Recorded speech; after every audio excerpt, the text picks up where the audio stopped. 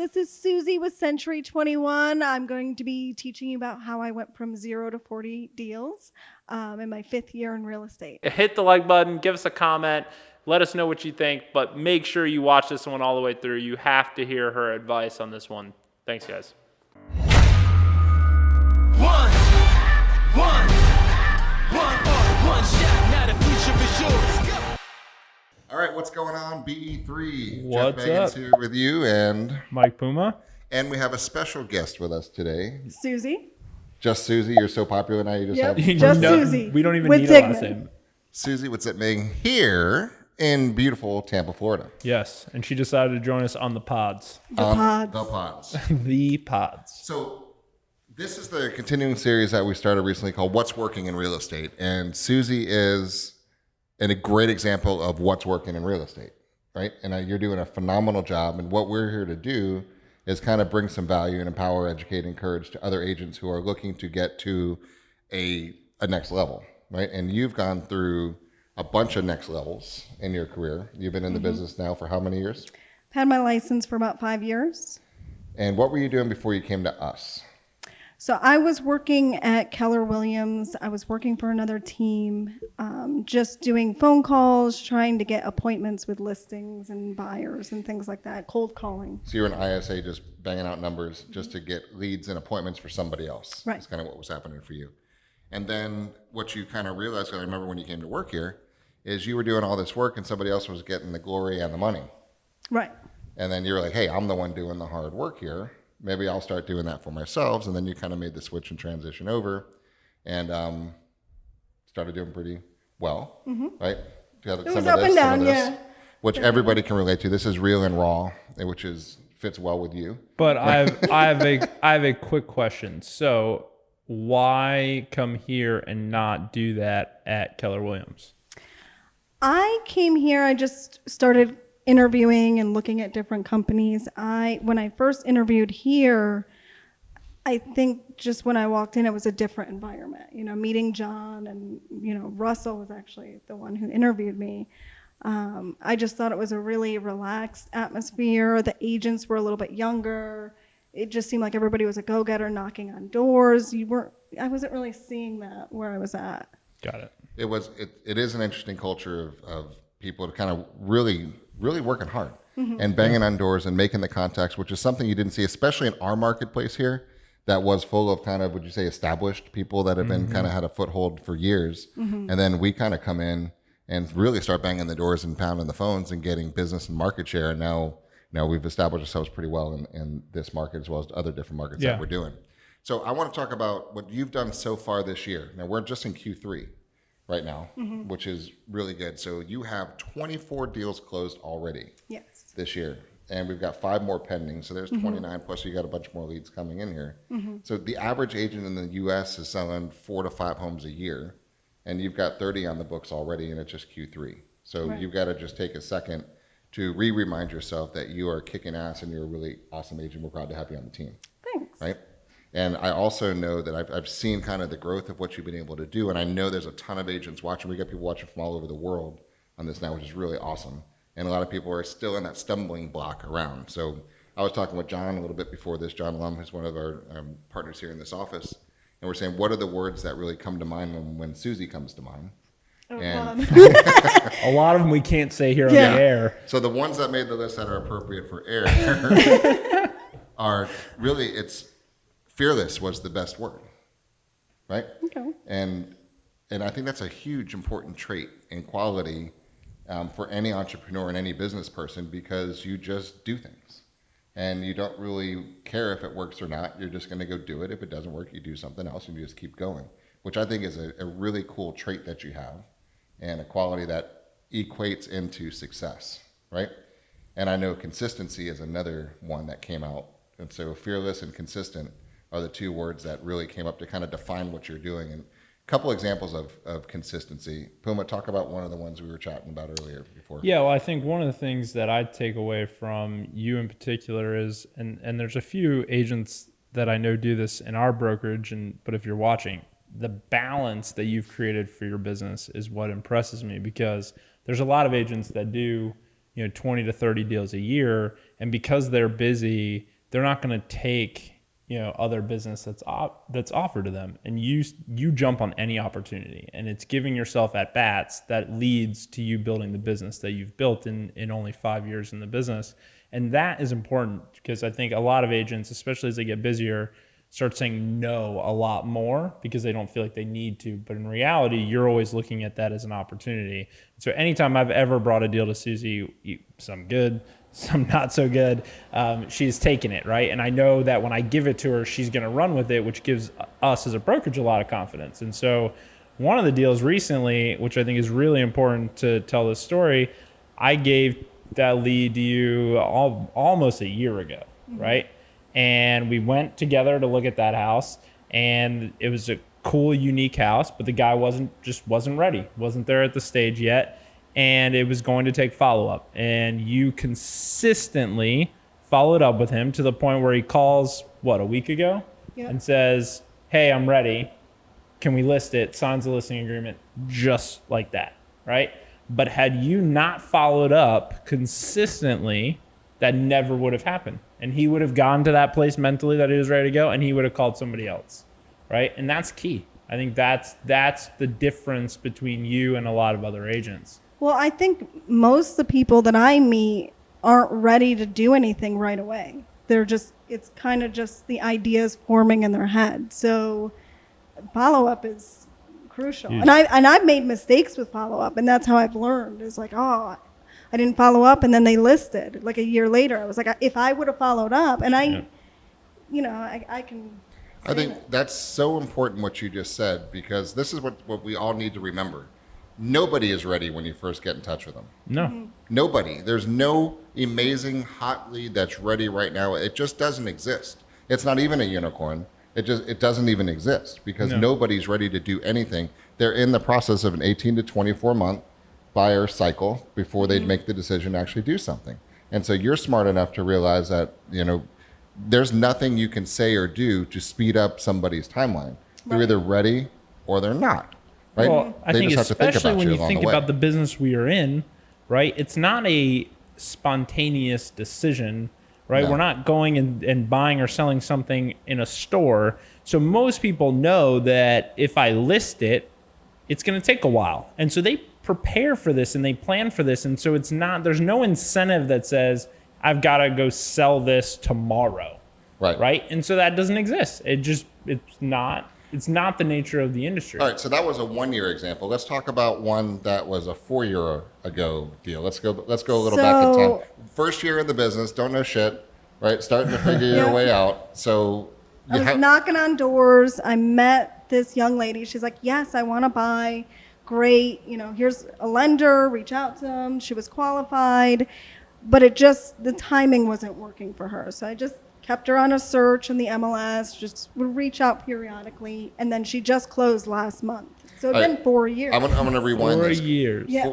Let's rewind this. So you said a couple things I think are important for those who are watching. Like, how in the hell do you keep in touch with somebody for 4 years? Because how many hundreds of people have you met from 4 years ago to today? That I just lost. Several hundred people that you've talked to. So how did she even, A, stay somewhere in your brain, and B, you said you reached out here and there. Let's dive into what reaching out here and there was. So for those who are watching, kind of get a little tactical. So you mentioned the MLS search. Yeah. So what do you do with your clients? I usually ask them, I'm like, hey, I can keep you in the search. That way you can just keep an eye on the market, and then that way you're just sending them emails, and it's just automatic. So it's super easy. So in their price range and geographic market? Right, what they were kind of looking for, and active pendings and solds, or what do you? Just actives. Just new ones that come on the market? Just so they can keep an eye on it. So that's going, you've forgotten about her by this point. But your follow-up system through the MLS is still pinging her when something new comes up so that keeps you top of mind. So and then what I else are you can doing? see when she's looking on there. So when I'm in my MLS portal, I'm looking, I'm like, oh wow, this person is going on there. I want to see this. So I'm like, I'll just send them a quick email, or a text real quick and just say, hey, do you have any questions about those homes, or, especially if they start marking them. So that's key. Like whether you use Zap, which is a system that kind of scores your people that are active. And I have used Zap too. You're using on Zap or the MLX Matrix. You've got you're leveraging technology to your advantage. Because when you have several hundred people that you're coming in contact with, some just decided not to buy. They just stayed renting. Some of them moved away. Some of them died. Probably, it's real life. So, but of those, you can't really stay in touch with all of them because you're building new business. So leveraging technology to have them remind you when you need to reach out is the key. Now, how consistently, when do you have a schedule set up? Do you have a set time that you do your lead follow-up? So a lot of times I'll ask them, do you want me to follow up in like 3 months, 6 months? And then whatever they say, I put that on my calendar, on my Google Calendar, and it goes right to my phone. Perfect. And I put their number in there. So it literally, I'm like, oh, call this person. Hey, Got it. Yep. And it's working really 4 years from a 4 door knock to a lead years. to just actually buying now. That's just remarkable because it's important now. It's a huge kudos because how many agents do you think she's had exposure to over the last 4 years? She's sitting there on Zillow. Mm-hmm. She stopped by open houses. She saw something online and stopped into a couple new home places for sure. Yeah. Right? Over the last 4 years, she's done a lot of things. So you've been able to stay top of mind when real estate was in her mind during the buying phase. You kept along with her during the dreaming phase because you can't push it. And you and I were talking before we came on. You also have something, I think, a good strategy you have in your mind about pushing people. Right. It's never going to work if you have to push someone. They're either going to cancel the deal or, oh, I don't want to sell anymore because it really wasn't their idea. It was yours. Right. Because is it even possible to push somebody into real estate? It's not. No. They're either ready or they're not. And you've been able to kind of feel it out. Now let's talk about one of the things you're working on getting better at all the time, which is everything, right? But you got to chunk it down. So we were talking a little bit earlier about the personalities and reading them and their personalities to be able to give them the comfort and connect a little bit quicker. So what kind of things are you working on with that? Just trying to read people's personalities, like you were saying, and match them with my personality. Because I feel like I connect very well with certain types of people. And then other people, I'm like, oh, maybe I didn't word this correctly because they're this personality. And well, yes, you're connecting with a certain group of people naturally because they're like you. Right. So that's the easy part. So the high S's and the high S's and the high I's is you. Right. So that's a natural one. The high D's, it's just like the high D's and the high C's are your kryptonite, but you're very good at recognizing that now. Now, here's the fun part. When you're closing 30 deals and it's in Q3, you can be choosy on which deals you pick. Right. So now what you can do, though, you can say, you know what? That's a super high D personality. I'm going to take that one on because now you have the skill sets to be able to adapt yourself into that role to be able to relate with them and have them connect with you too. So that's a skill set that you've gotten really good at, and you can now pick and choose the ones you actually want to work with. Now, if you get a super high analytical that's off the charts and annoys you, refer it. Right? Or challenge yourself to see if you want to just go through that process, which you've been able to do that too. Talk about sources of business. Okay, so out of the 30 or 29 that are on the books right now, let's talk about, for those watching, where do these deals come from? Let's go through the gamut. My sphere of influence, past clients. All right, pause there. I'm gonna drill into sphere. Sphere of influence. We all use that terminology a lot. So what kind of sphere? How do you reach out? How do you mingle with your sphere? What is your sphere? How do you stay in touch with them? So a lot of my sphere comes from when I worked at Cheesecake Factory. Okay. So I worked there for 7 years, and there were always at least 200 employees. So okay. I know a lot of people, and a lot of my deals have come from that. And then my son's in travel baseball. So a lot of the parents have gotten deals through that as well. Okay. So how do you stay in touch with 200 people from the Cheesecake Factory? I'll see them on Facebook. Okay. Sometimes I'll send them little private messages, or they'll message me. They're like, hey, I'm looking to buy a house. When can we set up a meeting? And they see some of the posts that you're doing, and so you're reminding them about I'm real not estate. great at posting, but I've been posting enough, I guess, to... You're good at it. You could, of course, we can all get better at it. Yeah, Right. she could do it more. You're right. But Consistently. consistent. Once every So now 2 we get weeks. to the tougher parts on this. So we got Sphere. Now let's go other sources of business. Cardus. Cardus is our referral network, and like Mike was talking about earlier, when we have the opportunity to have a great lead, it's an asset, right? It's a business asset. Yeah. And what we do as a company, figure out who do we give that asset to that's going to close it, right? That's just a business And then we mindset. know it's going to work it. who's going right? to work Who's it going to actually follow up, work the lead, and treat it like it's their own. and relate to the customer, give them a great 100%. experience. Because it's not just the deals; it's the testimonials that you get after the deals, Yep. and the glowing referrals that you're getting, and that's what really builds the business. Because the lifetime value of these people, it's $130,000 per person. So you didn't just close, 160 grand this year. You've got 30 people times 130,000 bucks. Yep. Right. So you made several $1 million this year. Yeah, and some of those were referrals from past Cardus There you go. clients. So, I mean, Cardus is also a great way too, where you can get referrals from them as well. That's how I kind of treat it. Yeah, It's I mean, just you're gonna pay the referral fee on the first deal, but if then you do get- it right, anything after that is all you. Yep. And you're buying Zillow leads too. You have Zillow leads Yep. too. And so you see the whole spectrum, guys, right? So, and from a coaching perspective, what I like to see is she's got a balance of life and work that's working Yep. for you right now. And if you were to talk about the only thing I would say from a coaching perspective, what can we do in Q4 and beyond is just an internal thought about what kind of lifestyle tweaks do you want to do? Do you want to tweak more income? You're making really good money right now, so there's no complaints on that department. You just got to figure out what kind of lifestyle tweaks do you want to do. You've got a house, you now live in a great area. You've been able to hit some big strides this year. Oh yeah. Checking the vision boards and checking the things off. What are some things you've hit that you've not? Let's go to a 4-year ago version when we just kind of met, and what kind of things you had on your board. What have you been able to accomplish? My car, I bought my Mercedes. It wasn't just a car; it's a Mercedes. Yeah, I mean, it's a Mercedes. The house that I'm living in now in South Tampa. The trips that I've gone on. I took my son to Costa Rica again. We went to Puerto Rico. We're planning a trip to Europe. And then some of my goals were to make like Masters Ruby. So last year I made Masters Ruby. That was also Yep. on my goal. And these are physically on her board of vision boards to remind her of why she's doing it. If you go to your desk where you want, you've got you're organized, and you've got what your goals are, what your vision boards are, what your leads are, what your pendings, where the sources of business. So you've got you do a great job of owning your business. So what I would say is, what's the next level for you?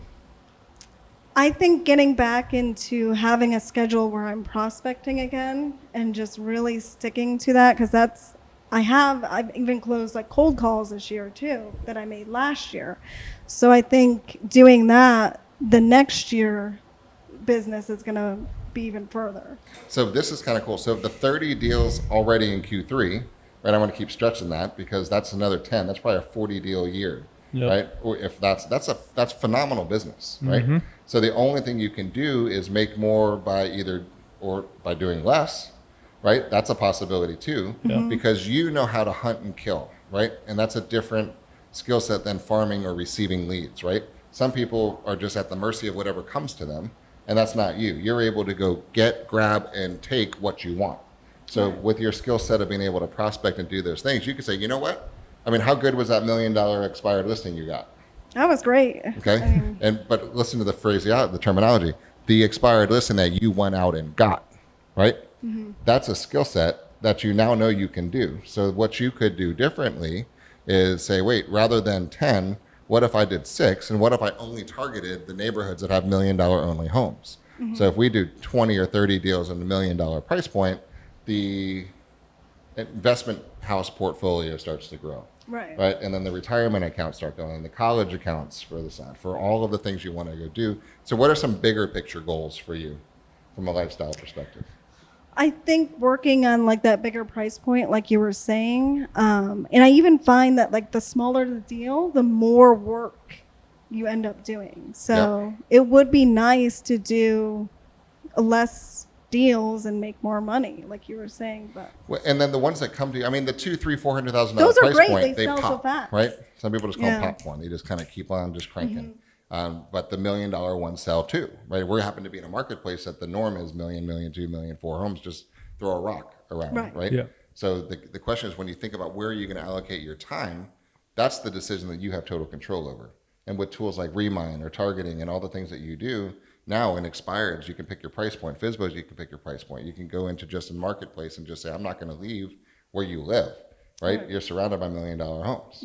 So that's the whole thing. That's the difference from a tweaking perspective is that, because you know how to prospect, you know how to cold call, and you know how to go get the expireds. Now, you've got a good balance of listings and buyers too, which I think is an interesting thing. If we finish that thought, then we'll... I mean, that's important though too from a lifestyle perspective, because your son does play baseball and he's on a travel team now and he's going to get older, and that commitment's going to get more and more and more. And I know you, and you're at the games already, and now he's going to be playing way more, and he's going to get into high school and start playing there, and you may want to be at all those games. Right. Yeah, it's like usually 12 hours at the baseball. Yeah, I mean, it's a lot. Saturday and Sunday. So I'm in and out showing properties and then coming and back. then going back to that. And working the people in the stands and getting deals. Like, right.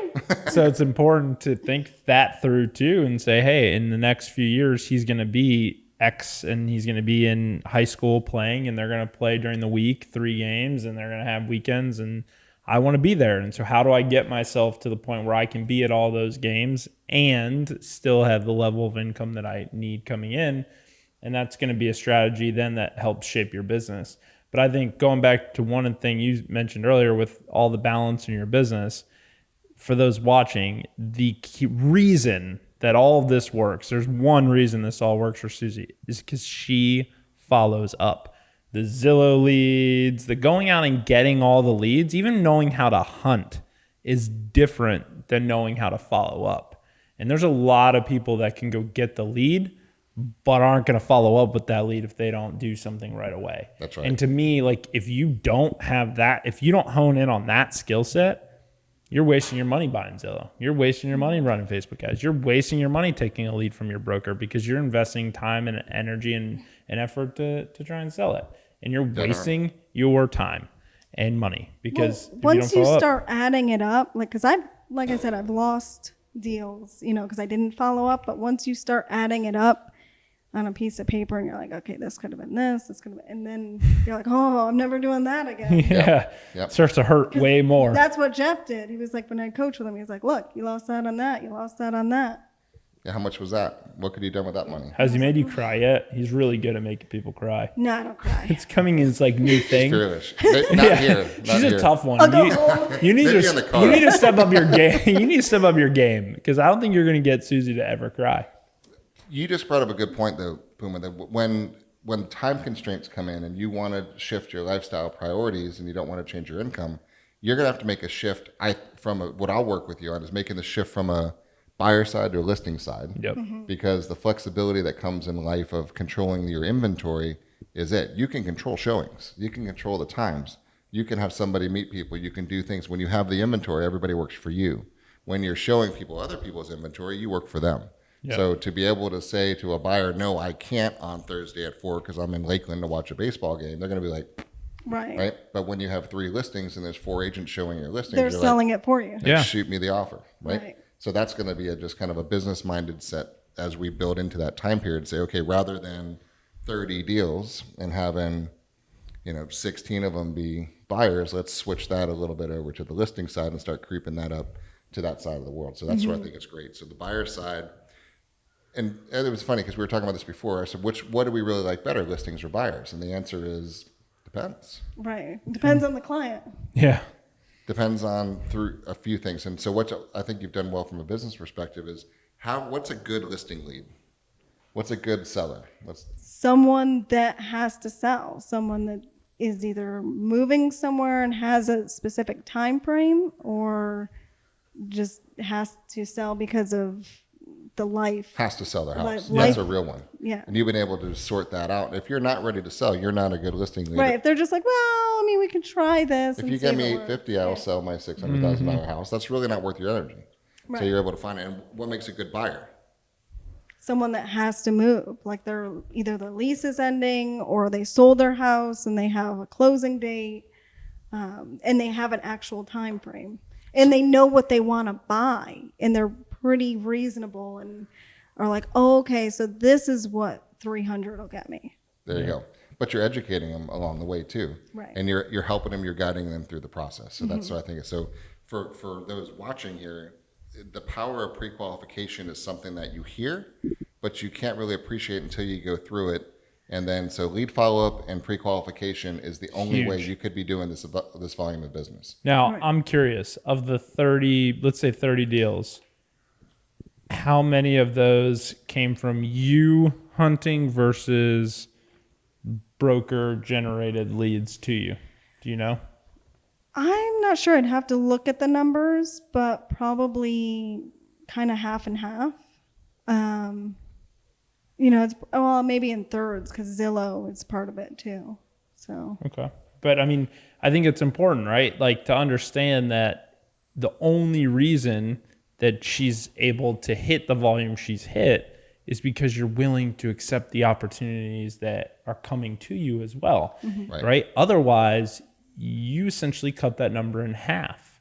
And so for those of you that aren't willing to take a lead generated because there's a referral fee attached, okay, but just know that because of a 25 to 40% referral, depending on what brokerage you're with, off of one deal, Right. you're willing to cut your business in half, or potentially are cutting your business in half, right? And if you think for 1 second that your broker isn't going to be like, well, I'm not going back to her because she never takes it, and rather give it to someone like Susie who is, and who we know is constantly going to follow up and going to put in the work, and she treats these leads the same. And that's the other big difference. I know that if she's got one she's hunted over here and versus one that I've given to her and there's a referral fee over here, I don't ever worry with Susie that she's not going to focus on this one because this one doesn't have a referral. I know her and she's hungry for both, and she's going to work both, and she's going to do a good job on both.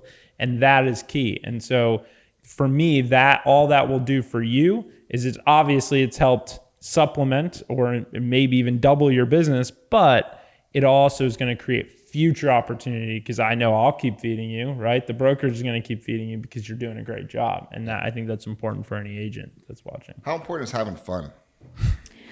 it's very important because if you start like getting bitter, because things happen, things fall apart. And it's so easy to get in like that mindset. We're like, oh God. And I was like, you got to get out of it. Because there's days where I wake up and I'm like, oh, is anything going to go right? But I'm like, all right, just focus on what I'm doing. I'm trying to help people, focus on the person, like just genuinely try to help them. Anyway. Why do you think some people give up and fail in this business? I think if they don't have money set aside, you have to have a decent amount of savings to get you started. And you have to know that it's not going to be instantaneous. It's going to be up and down in the beginning. And there's going to be people that reject you and you're going to fail and deals are going to fall through. Yep. And they might not have anybody encouraging them either, like somebody that's got their back. That's important too, because it's not easy. No, it's not. This is not easy. It's still simple. isn't. There's It's days simple, where I'm like, not I'm easy. done, I quit, but then I'm like, no, I can do this. Yeah. No, I mean, guys, you're watching, and that some of you are watching that aren't in it yet, but it's a tough business. It's a business. You're in business for yourself. You're an entrepreneur. You live and die by your own work, right? And you're going to put yourself out of business, or you're going to put yourself in an amazing financial position. And you get to make that choice on an everyday basis. Right. One thing that I know from you is you're consistently show up, right? And you work and you treat it like a real job, right? And you're making amazing income. I mean, we've Because you changed run the your job. locks. We changed the code. She Yeah. still shows She up. found a way It's through the amazing. ceiling. Yeah, I'm just She like, sits in the come in. closet back there now, and she still shows up. It's amazing. So for those who are watching that aren't yet 30, 40 deal agents, what kind of advice do you have from a perspective, just kind of to keep going, to push it? What's the take-home tactical advice you'd give to somebody that wants to be in your seat? I would just, stay open-minded with any deal or any person that comes your way. Follow-up is key. Even if they say, I want to buy a house, and you're like a year later, you're like, oh my God, they're still not wanting to buy a house. Just stay in touch, and don't give up. And, I just think it's about making connections with people, like you say. Yep. And even if they don't buy, they might refer you to someone else. I've had that happen too. So make those connections, stay in touch. come in every day, see what everybody else is doing too. I like to come into the office and I'm like, oh, that's a great way of doing something, or that, you know, maybe I should try that. What about for those who are kind of half-assing it, right, for lack of a better way? Let's talk about the importance of a pipeline, okay? How many people do you think you've touched, right, in this business about doing a deal that resulted in the 30 that you have right now? And I want you guys to pay attention to this one, because of the 30 deals that did, how many didn't? Oh, maybe, I mean, over 50 at least. Right? So over 50. So you probably had, I would venture to say, at least 100 people that had a good shot of doing a deal so far this year in your brand that you're like, yes, I got this deal. And then 50 of them just fizzle out and die, or re-sign their lease, or didn't have credit, or the appraisal died, or they died, or something happened. You've had all of those situations happen, right? Oh, yeah. So not being attached to the outcome is probably my most important advice to agents. And we've had a couple agents recently that got so attached to the outcome because they had that deal. And if that deal doesn't close, they're out of luck, right? They're out of luck so what do you have now as far as a pipeline goes of people, would you say? I have at least probably over 50 people that I have, maybe more than that, in my Zap or on MLS that I'm just kind of touching base with. I met a guy at an open house 2 years ago. Now he wants to buy a house. Pay attention, guys. So she's got a depth roster. She's got 50 people that may or may not do real estate, but you need 2 or 3 a month is what you're averaging right now out of 50. So 46 or 47 of them could just go total crap on you this month, and 3 do, you win. Exactly. The challenge is most people don't have 50, right? They have 1 or 2. And do the numbers, man. The average games, the law of averages on that ratio, it sucks, right? That's 30%, right? If you go to the numbers we just did, out of 100 people you talked to, 30 did something, 70% didn't.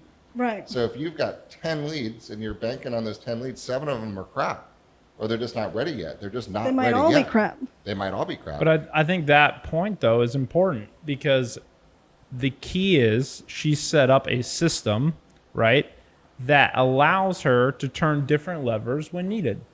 Right now, you have a pipeline of 50 people. So maybe prospecting isn't at top of the list, right? Following up and working those 50 people is.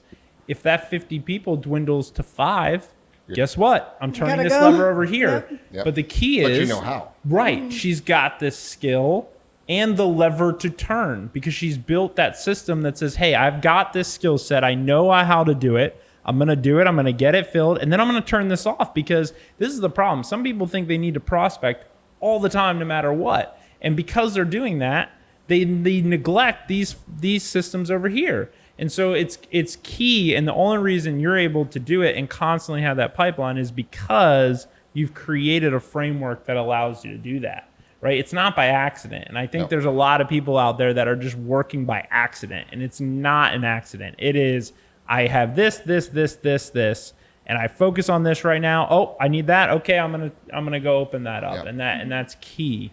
And that's the fearlessness part that we were talking about before. I know for a fact, if I said, Susie, if you don't have $1 million listing by Friday, your arm is going to fall off. You're going to say, bye. Yep. See right? ya. And you will be back with a listing over $1 million by Friday. And there's zero chance. I would put any amount of money on that bet because you will keep going. She's not going to go to 4 and the 4 say, screw you, I'm never selling my house. You're not going to go home. Right. You're going to 5 or 6 or 26 or 46 or 66 or 85 until you get that one, right? And that's the grit of the entrepreneur that most people don't have. It really pisses me off when I see agents come in and they try the business for a few weeks or a couple of months and they do a couple open houses and they show a couple deals and they knock on 14 doors and they're like, this shit doesn't work, right? Screw you, you're a wimp, right? You don't belong in business. You need to go be a Walmart greeter and get the hell out of the industry. Right, you've got to suck it up and know that this takes work, and you've got to have that grit. Right. Right, you have to do it, and most people don't, which is why there's so few people that really rise to the top. But you've got that courageousness, fearlessness, and ability to connect with people and follow up. That's inspirational to a lot of people. Right? Well, good.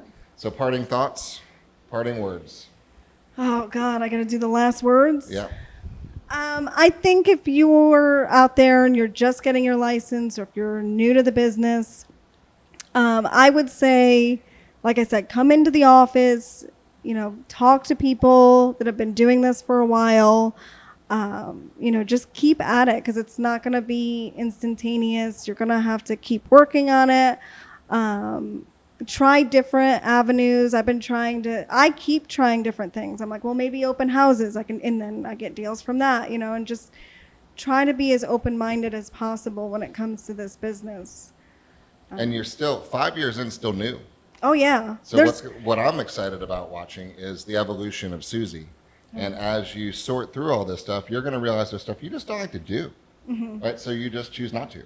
And then you're going to narrow in and narrow in and narrow into the super niche that's going to be your thing, that you're just going to be able to rock it, and you can raise the price points on that niche and just have a cooler and cooler lifestyle as time goes. That would be great. And that's what I'm excited about. So thank you for your time today. You're I know a welcome. lot of people appreciate this, and I think it's a great inspiration to a lot of people, so we're very proud of you. Thanks. So great job on that one. Puma, parting words? Thanks for joining us on the pods. On The the pods. pods. The pods. Thanks, guys, for watching. Talk to you all soon. One, one.